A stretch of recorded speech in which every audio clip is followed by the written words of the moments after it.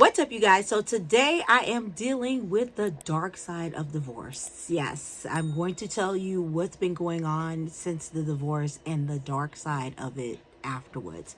So if you would like to watch, stay tuned.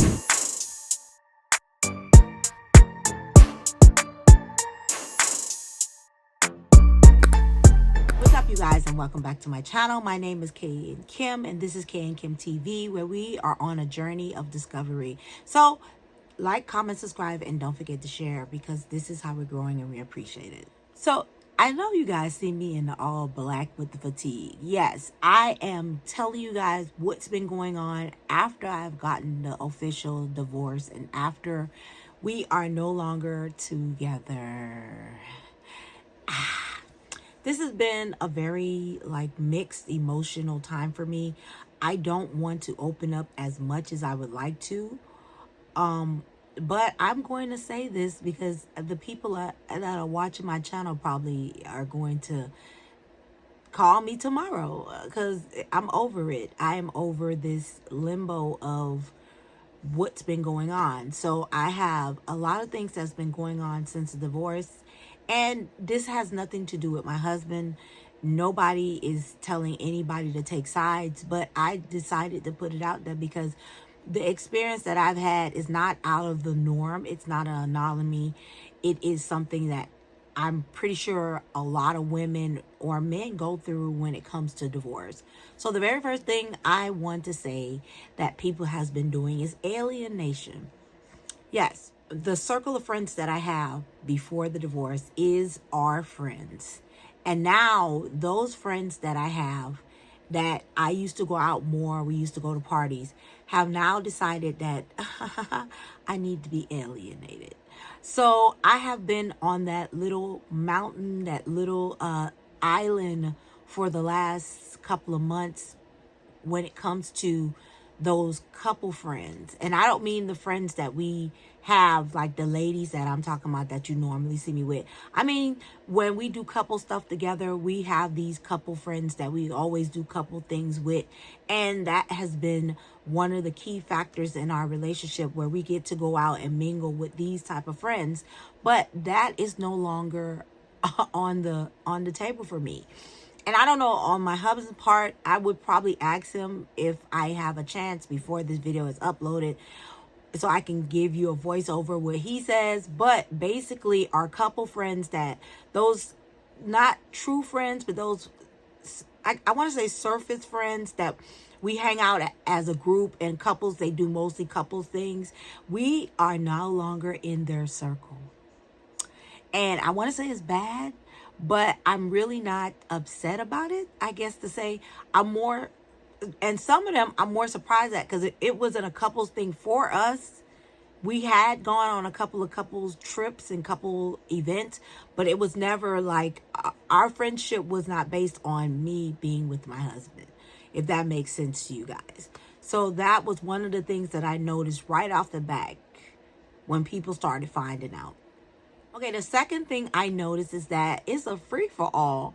Did you know single women get picked up, especially if they newly divorced, get picked up the most? I mean, the most. Now I have people that knows that I'm divorced. They coming at me like, it's time to eat, like they're thirsty. Not to be funny. I'm more into, the lifestyle, the socializing, but I'm not trying to jump into anybody relationship, anybody's bed, anybody household. And it seems like I'm getting picked up by a lot of people that was on the outside looking in, and they feel the need to bridge the gap. But I don't appreciate it. And I feel like that is more on their side than mine. I never was interested. I never looked at them. It's just that some of them feels like, now that I'm divorced, it is the free for all. We're here now. And I don't appreciate that. And that's one of the dark sides of divorce. The next thing I have is I have the cooties. So a lot of women that do still hang around me, they now kept their little distance, because Divorce is a disease that a lot of people will catch once you be around somebody that has it. So I guess. So I have been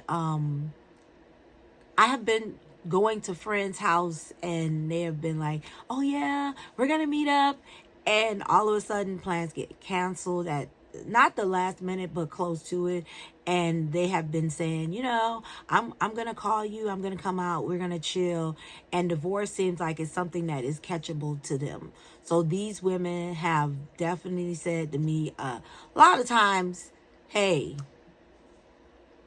yeah, I kind of got, after the one or two times I kind of recognized what's going on, and I didn't want any part of that. So I stopped calling. I stopped, just popping up, because when I was in a marriage, even though me and my husband were separated, we were still married. So divorce is definitely the cooties for them. Another thing that I am experiencing is that men are now trying to take advantage of me.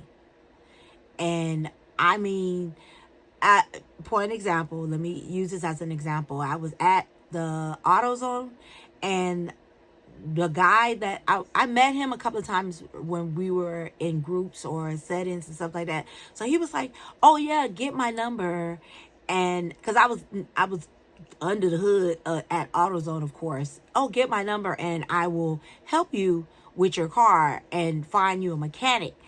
And I'm like, "Okay, yeah, that'll work." So I get their number, and basically they want to talk about, "Oh, now that you're not married anymore, would you like to date? Would you?"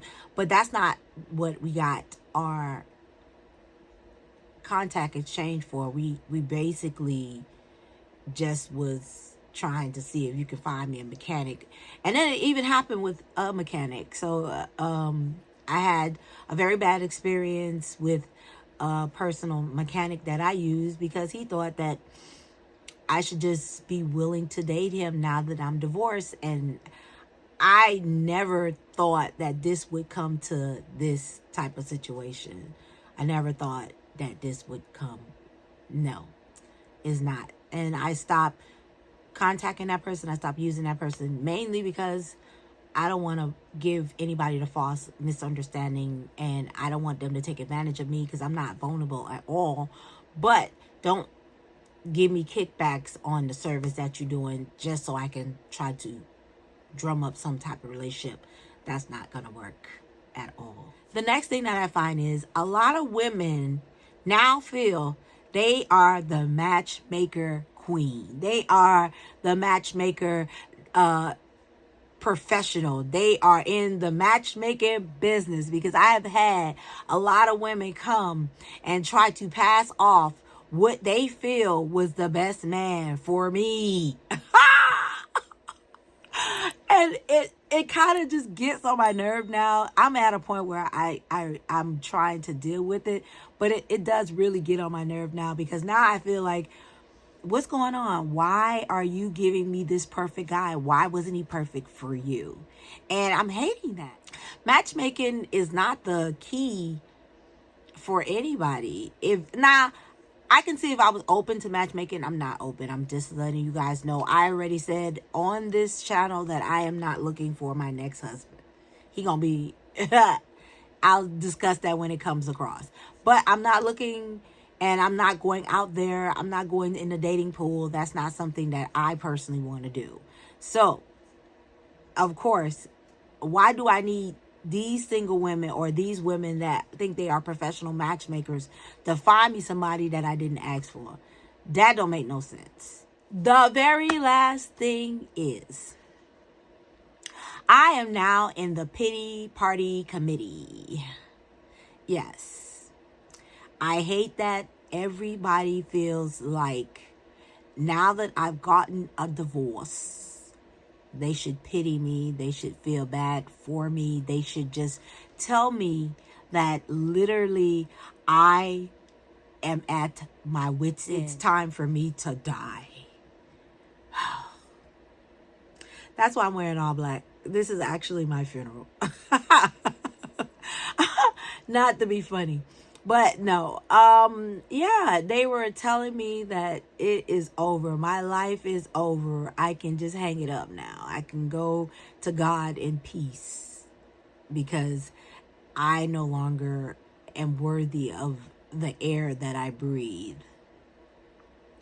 And I know I made very light reference to some of these things, and it's just gotten to the point where even now I'm looking at it, and I wrote these things down so I make sure I get them right, but I'm looking at it and I'm just getting frustrated because I didn't get a divorce so the world can treat me different. I got a divorce because we were going through a lot and we could not agree on even the slightest things like bread, whole wheat or white. And when it comes to that, I talked to a friend and I asked a friend, what's the, because he's a lawyer. I asked a friend, what's the worst thing that you've seen a couple fight over?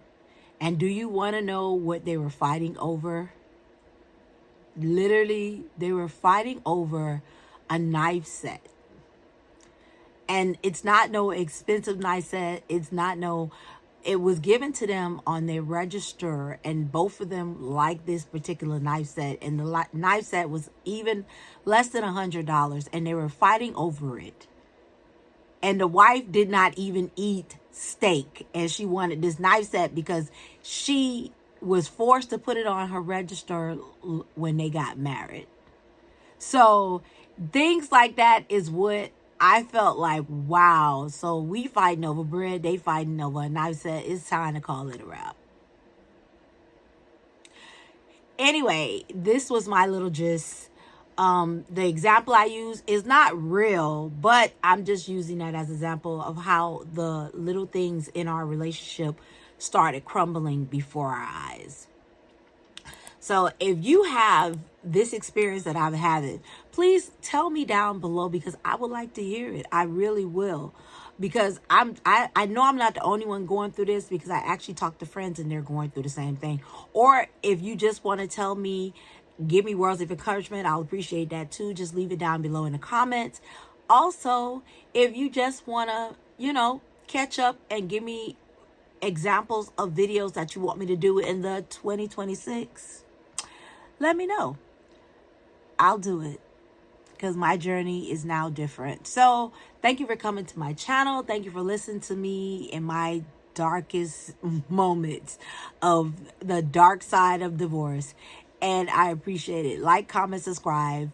Don't forget to share because that's how we're growing. And have a blessed day.